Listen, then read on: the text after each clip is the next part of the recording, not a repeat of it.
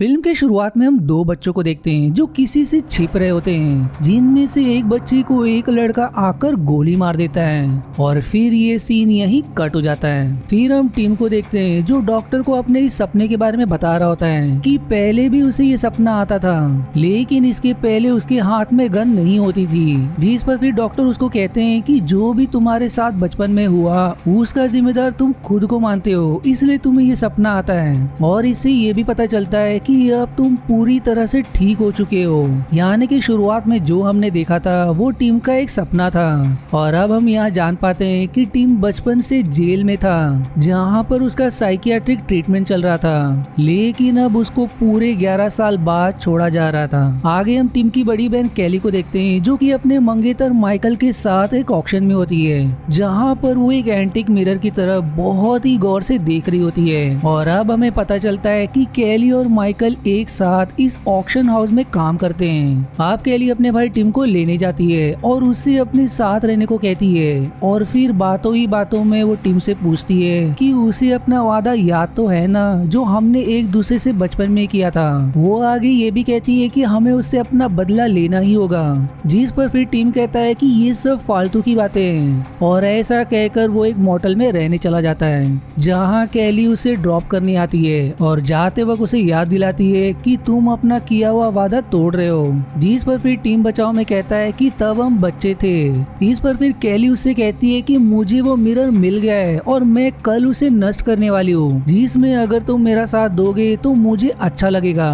और इतना कहकर वो वहाँ से चली जाती है। इसके बाद हमें 11 साल पहले का सीन दिखाया जाता है जब टीम और कैली अपने पिता एलन और माँ मैरी के साथ एक नए घर में शिफ्ट हुए थे, जहां एलन उसी एंटीक मिरर को एक ऑक्शन से खरीदकर अपने ऑफिस में रखवाता है। और फिर रात में जब मैरी उस मिरर में देखती है तो उसे अपने प्रेगनेंसी स्कार बढ़ते हुए दिखाई देते हैं। अब इसके बाद उसी रात को एलन को घर में किसी और के होने का एहसास होता है, जिसके बाद प्रेजेंट समय में कैली सपने में उस मिरर के सामने उसके पिता को उस पर हमला करते हुए देखती है, जिससे वो बहुत ज्यादा डर जाती है। और अगली ही सुबह कैली उस मिरर को अपने बचपन के घर में ले जाने के लिए लोड करवाती है, पर तभी उसको एलन का कॉल आता है जो पिछली रात हुई बात के लिए कैली से माफी मांगता है, जिस पर कैली उसे उनके पुराने घर में आकर मिलने के लिए कहती है। इसके बाद कहानी फिर से पास्ट में चली जाती है, जहाँ पर मैरी देखती है कि उसके घर के सारे पौधे मुरझा रहे हैं। वहीं इधर टीम और कैली खेल रहे होते हैं, जहाँ कैली को उसके पिता के ऑफिस में एक औरत दिखाई देती है, जिसके बारे में डिनर के वक्त कैली एलन से पूछती भी है, जिस बात से एलन इनकार कर देता है और बिना कुछ ठीक से बताए वहां से चला जाता है।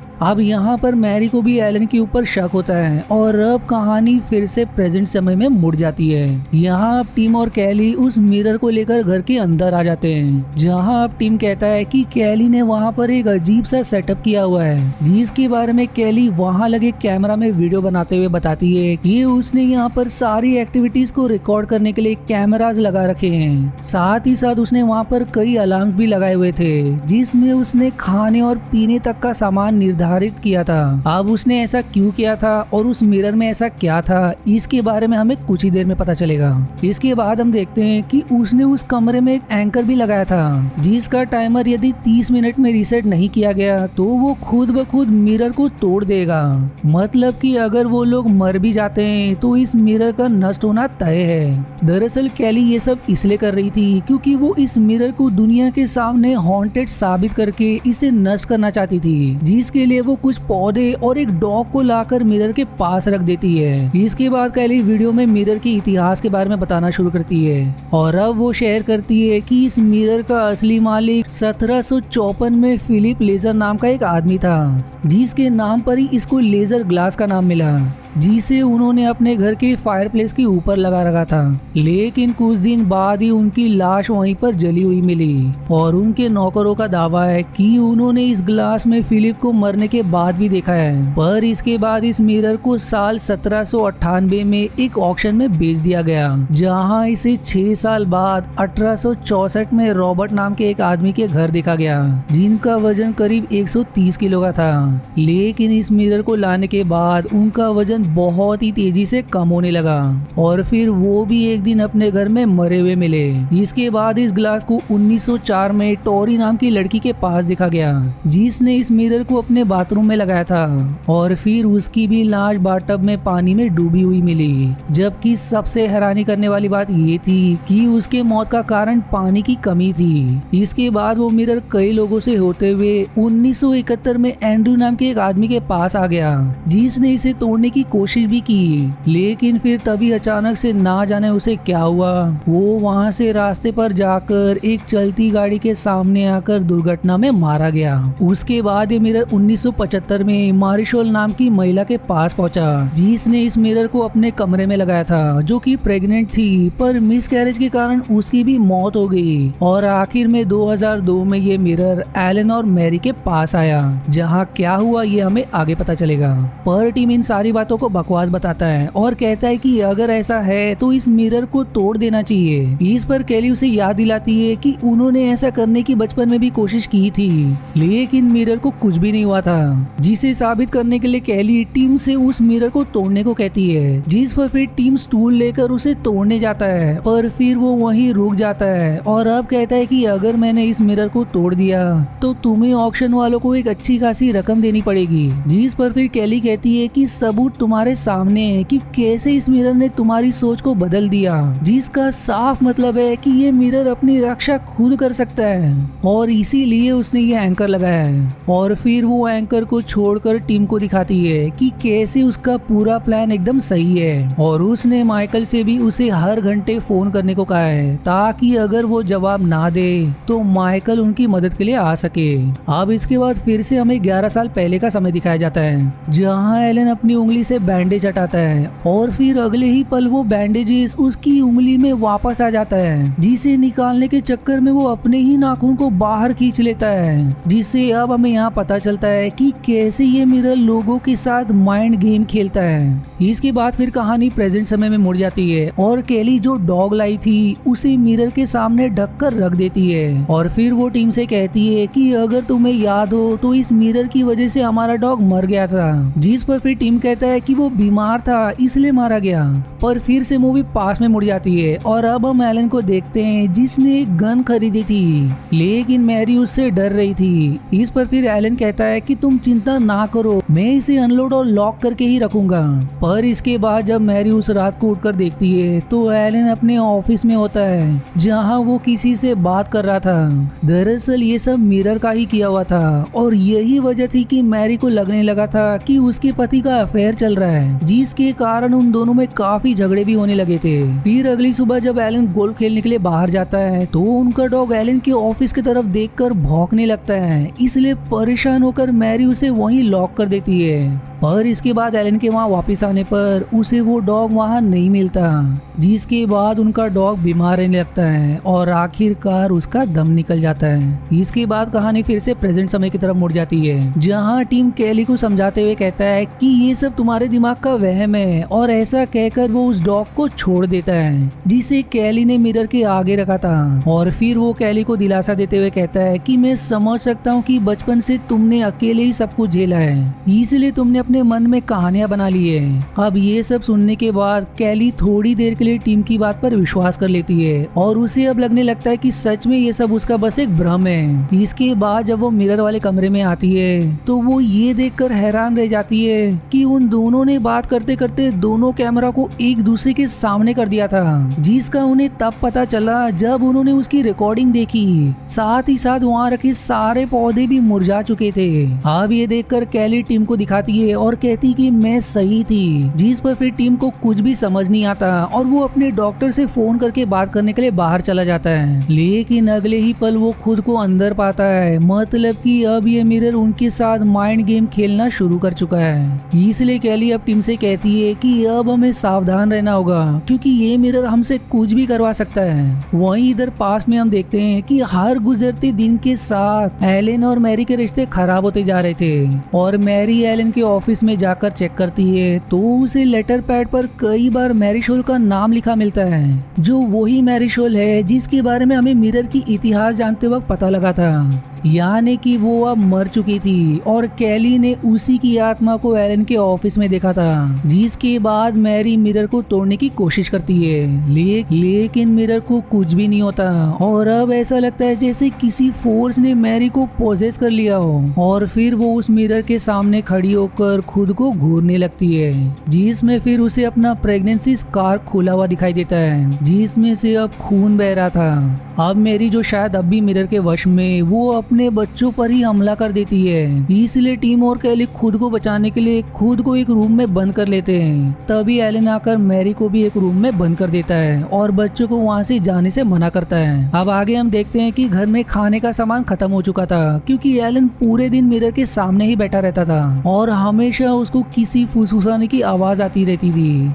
इस पर फिर कैली अपने माँ के लिए चिंतित होती है, क्योंकि एलन मैरी को किसी डॉक्टर को भी नहीं दिखा रहा था। इसलिए कैली अपनी माँ की हालत देखने के लिए उसके कमरे में जाती है, जहाँ उसकी हालत बहुत खराब थी। पर वो कैली पर फिर से हमला कर देती है, जिससे डरकर वो भाग जाती है। अब मूवी फिर से प्रेजेंट समय पर मुड़ जाती है, जहां घर की लाइट चली जाती है। इसलिए जब कैली सब जगह सेल लाइट जलाती है तो उसे वहाँ एक प्लेट टूटी हुई मिलती है, जिसे वो मोबाइल से देखती है तो वहाँ कुछ नहीं होता। इसलिए अब वो सोचती है कि ये सब इस मिरर का किया धरा है। लेकिन फिर अचानक से वहाँ पर उसे अपनी मरी हुई माँ दिखाई देती है, जिसके गले में कैली उसी प्लेट का टुकड़ा घुसा देती है। लेकिन अगले ही पल वो देखती है कि उसने अपने मंगेतर माइकल को मार दिया था, जिससे अब वो बहुत दुखी हो जाती है। अब ये देखकर टीम उसे बाहर ले जाता है और पुलिस और एम्बुलेंस को कॉल करके बुलाता है, जिसके बाद वो कहता है कि हमें यहाँ बाहर इंतजार करना चाहिए, क्योंकि तुम्हारा वो एंकर खुद ब खुद उस मिरर को तोड़ देगा।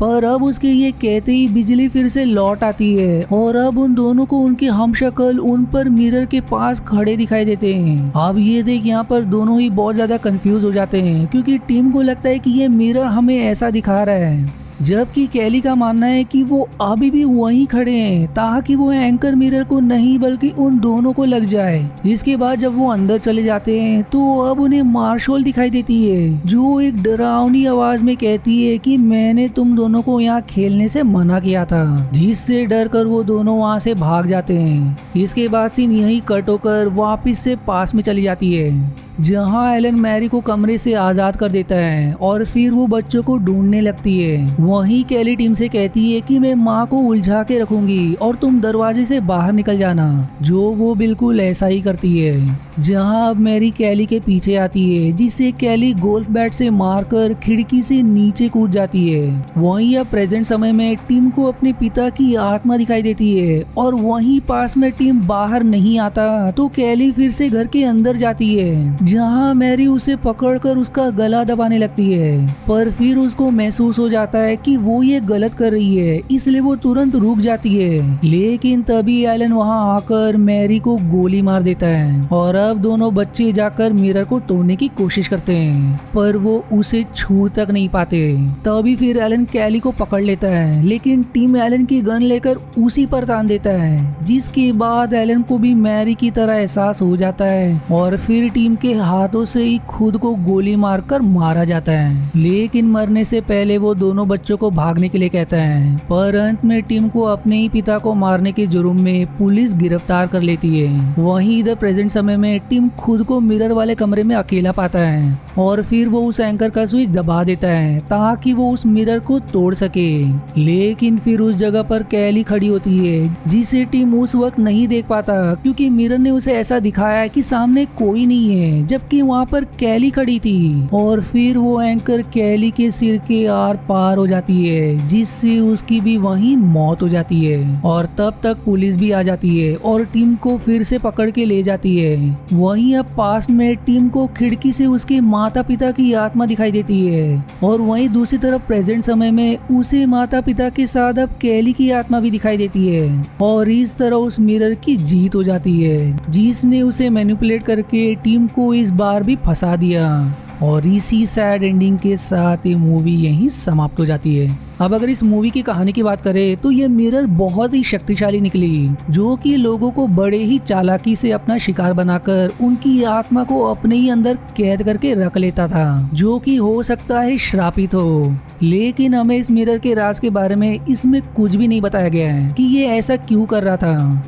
पर मेरे हिसाब से आपको इस मूवी को एक बार तो जरूर देखना चाहिए, क्योंकि ये मूवी माइक फ्लैनेगन द्वारा डायरेक्ट की गई है, जिन्होंने haunting of hill house, haunting of Bly manor और मिडनाइट मास जैसी बेहतरीन सीरीज को डायरेक्ट किया है। इस मूवी को दरअसल कई भाषाओं में रीमेक भी किया गया है, जैसे कि हमारे बॉलीवुड में दोबारा नाम की मूवी बनाई गई थी, जो कि इस मूवी की ऑफिशियल रीमेक थी। लेकिन मैं आपको हाईली सजेस्ट करूंगा कि आप इसका इंग्लिश वर्जन देखें। वहीं अगर आपको मेरी एक्सप्लेनेशन पसंद आई तो वीडियो को लाइक करना ना भूलेगा। और आज के वीडियो में इतना ही। आशा है आपको मेरी एक्सप्लेनेशन पसंद आई। यदि हाँ तो प्लीज वीडियो को लाइक करना और चैनल को सब्सक्राइब करके सपोर्ट करना ना भूलें। मिलते हैं अगले एक्सप्लेनेशन वीडियो में, तब तक के लिए धन्यवाद दोस्तों।